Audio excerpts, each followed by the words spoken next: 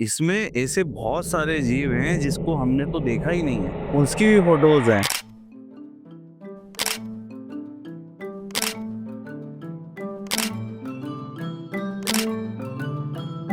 इसके अंदर एनिमल्स की बात करें तो 28 स्पीसीज़ के एनिमल वाइल्ड एनिमल्स इसके अंदर डाले हैं। उसका मूवमेंट ऐसा रहा कि वो अपने को अटैक करने वाला है तो हम बिना फ़ोटो क्लिक करे पीछे हो जा। पर उसका मूवमेंट ऐसा है कि वो अपने उसमें सिर्फ़ जा रहा है तो अपन फिर फ़ोटो क्लिक कर सकते हो उसकी। मध्य प्रदेश का स्टेट बर्ड है पैराडाइज़ फ्लाई कैचर जिसको हिंदी में दूधराज बोलते हैं। उस बर्ड की फ़ोटो क्लिक करने को मुझे 3 साल लग गए थे। अच्छा, 3 साल लग गए थे।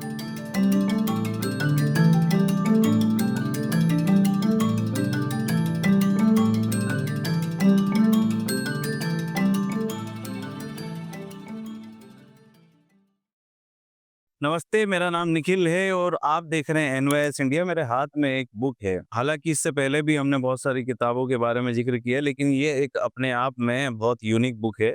इस पे लिखा है wild life of Burhanpur district. अगर मैं इसको खोलता हूँ तो इसमें पूरे वाइल्ड लाइफ जो इस सतपुड़ा रेंज में स्नैप्स, बेट्स हैं, ग्री मोंगोज है, स्पाइडर्स हैं, कॉमन क्रेट जो स्नेक होते हैं वो हैं, विभिन्न प्रकार के जंगली जीव आपको इस किताब में, जंगल जाने की ज़रूरत नहीं है, इस किताब में आपको मिल जाएगा।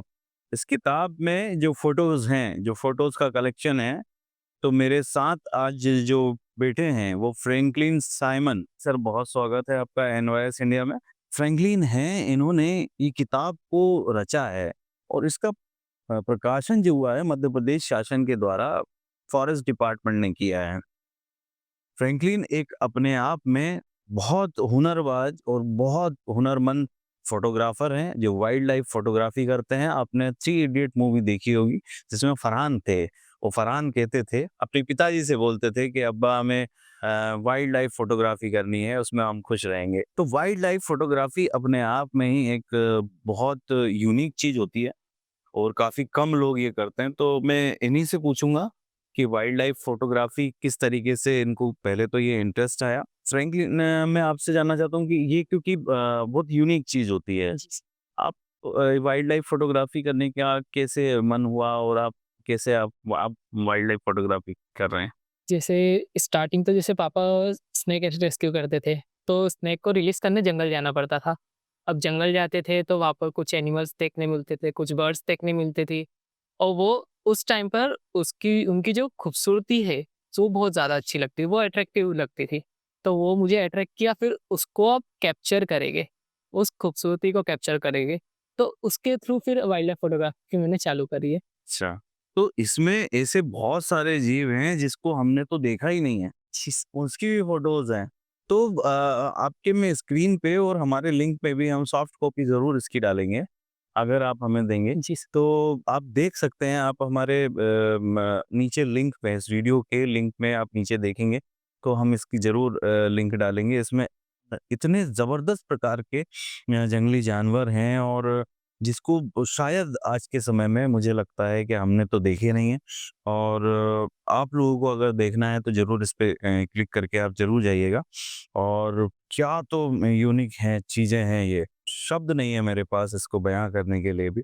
तो फ्रैंकलिन मैं पहले फिर आता हूँ, आपका कोई जैसे मैं थ्री इडियट में ही आंध्र इस्तीवा के बहुत बड़े जो वाइल्ड लाइफ फोटोग्राफर हैं, फरहान उनके पास काम करना चाहता है। तो आपका भी कोई ड्रीम है कि आने वाले समय में आप कहाँ पर काम करना चाहते हैं और कैसे काम करना चाहते हैं? ठीक है, ऐसा तो है, जैसे 2 वाइल्ड लाइफ फ़ोटोग्राफ़र्स हैं, वर्ल्ड यानी कि इंडिया के टॉप के जो वाइल्ड लाइफ फ़ोटोग्राफ़र है, एक वरुण आदित्य और दूसरा सुधीर शिवराम के साथ मैं वर्क करना चाहता हूँ। वो इंडिया के टॉप के वाइल्ड लाइफ फ़ोटोग्राफ़र्स में आते हैं। अच्छा, बहुत बढ़िया। और हम चाहते हैं कि आप ज़रूर उनके साथ काम करिएगा। मैं एक चीज़ जानना चाहता हूँ कि आपको जब आप ये काम करते हैं फ़ोटो वाइल्ड लाइफ फ़ोटोग्राफ़ी का, क्या-क्या सावधानियाँ आपको रखनी पड़ती है जब आप जंगलों में जाते हैं तो? जैसे जब भी जंगल में जाते हैं, तो सबसे पहले तो यानी कि आँखों आँखों पर तो ध्यान तो देना ही पड़ता है कि क्या दिख रहा है, उसको कैसे देखना है और दूसरी चीज़ है, फिर आपके सेंसर्स पर भी आपको थोड़ा काम करना पड़ता है। जैसे आप कितना सुन सकते हो, कितनी चीज़ों की स्मेल ले सकते हो। क्योंकि जो भी जानवर जैसे गुज़रता है तो उसकी एक पर्टिकुलर अपनी एक स्मेल रहती है, या वो चलता है तो उसके चलनों की यानी कि कदमों की आवाज़ आती है, तो वो सब चीज़ों पर भी ध्यान देना पड़ता है। सिर्फ़ अपन जंगल में जा रहे हैं तो आँखों के ऊपर पूरा विश्वास करके नहीं जाना चाहिए। सेंसर्स पर भी आप विश्वास करो कि हाँ, अपन जा रहे हैं तो आपको कुछ चलने की आवाज़ आई है, तो आप थोड़ा वहाँ पर देखो कि कौन-सा जानवर है, क्या है? इसमें जो आपकी बुक है, इसमें सबसे यूनिक चीज़ जब आपने इतने सारा इसमें कितने फ़ोटोज़ हैं इस बुक में आपने जो कलेक्ट जैसे इसके अंदर एनिमल्स की बात करें तो 28 स्पीशीज़ के एनिमल वाइल्ड एनिमल्स इसके अंदर डाले हैं। स्नेक की बात करें तो 22 स्पीशीज़ के स्नेक्स डाले इसके अंदर। फिर इंसेक्ट्स तो ढेर सारे थे, पर एक पर्टिकुलर कैटेगरी वाइज़ 5 इंसेक्ट्स डाले हैं और 120 इसके अंदर बर्ड्स की स्पीशीज़ डाली है। अच्छा, इसमें आपने जो हमें बता रहे थे कि एक आउल हाँ, जंगल आउल। जंगल आउल ये इसकी प्रजाति जो है वो लगभग पूरे विश्व में ही 500 साढ़े 500 है। एंडेंजर स्पीशीज़ में आ गई है वो, अच्छा यानी एंडेंजर कि विलुप्त होने में आ गए हैं। अच्छा विलुप्त होने के कगार पे हैं और वो लगभग 2 या 3 ही हैं इस पूरे एरिया में। पूरे एरिया में। अच्छा, तो ये सब चीज़ें हैं और इसमें मैं ये देख रहा था, काफ़ी डेंजर भी स्पीशीज़ हैं और काफ़ी तो इनको कैसे आप कैप्चर करते हैं? इनके पास आप जाते हैं तो मतलब फ़ोटोज़ में जब आप कैप्चर करते होंगे, इस तरीके से अपने क्या प्रिकॉशन आप रखते हैं सुरक्षा के लिहाज़ से? जैसे कार्निवोरस एनिमल मिल गए जी। कि हाँ, अपने को अटैक कर सकते हैं। तो सबसे पहले तो उसका मूवमेंट देखते हैं कि वो क्या मूवमेंट कर रहा है। वो अपने पास में आ रहा है कि अपने से दूर जा रहा है। उसके अकॉर्डिंग उसका मूवमेंट देखते हुए फिर अपने को आगे कौन-सा स्टेप उठाना है। जैसे उसका मूवमेंट ऐसा रहा कि वो अपने को अटैक करने वाला है तो हम बिना फ़ोटो क्लिक करे पीछे हो जा। पर उसका मूवमेंट ऐसा है कि वो अपने उसमें सिर्फ़ जा रहा है तो अपन फिर फ़ोटो क्लिक कर सकते हो उसको। मम्मी बता रहे थे कि हनी वेज़र करके एक स्पीस से हाँ, एक एनिमल है हनी बैजर, रैन वो भी अभी-अभी कैप्चर किया है। अच्छा, वो भी यहाँ पर पाया हाँ। है और वो टाइगर से भी हाँ, टाइगर से भी लड़ लेते हैं, उसके अंदर कोई डर नहीं रहते वो एनिमल के अंदर। आपने देखा है क्या हनी क्या बोलते हनी बैजर। हनी वेज़र देखा है क्या? नहीं देखा है तो ज़रूर आप वो लिंक पे जाकर के आप देखिएगा। ये जो फ़ोटोज़ हैं, इसका कलेक्शन कितने दिनों का है? मतलब ये जो इतने फ़ोटो आपने खींची है, ये पूरा टोटल 4 साल का कलेक्शन है। 4 चा साल में आपने इतने जानवर और स्पीशीज़ और अलग-अलग प्रकार के जी सर।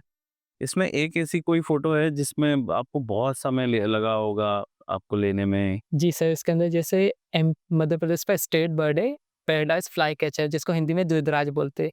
उस बर्ड की फ़ोटो क्लिक करने को मुझे 3 साल लग गए थे। अच्छा 3 साल लग गए थे और वो भी इस जंगल में पाए जाते हाँ, वो भी इस जंगल में पाए जाते हैं। अच्छा और ऐसी कोई यूनिक चीज़ जो आपने कभी मतलब जो खत्म होती जा रही है कोई प्रजाति और उस प्रकार से कभी कोई फ़ोटो इसमें हो? जी सर, इसके अंदर एक डियर है जिसको चौसिंगा बोलते हैं। इंग्लिश में फ़ोर हॉर्न डियर बोलते हैं। वो एंडेंजर्ड स्पीशीज़ है, यानी कि अब वो विलुप्त होने में आ गए हैं। और वो डियर इस जंगल में भी पाए जाते हैं, जिसको इंग्लिश में बार्किंग डियर भी बोलते हैं। जो यानी कि कॉल करता है तो जैसे कुत्ते समान भौंकता है वो। अच्छा, उसका कॉल ऐसे भौंकने टाइप से रहता है। अरे वाह! हिरन भी मतलब भोंकता है? हाँ, इसलिए इतनी इसका नाम बार्किंग डियर रखा पड़ा। अच्छा, बाकी ये रखा हुआ है तो बहुत अ, ज़बरदस्त और मुझे वाक़ई में मुझे बहुत अच्छा लग रहा है आपसे बात करने में भी।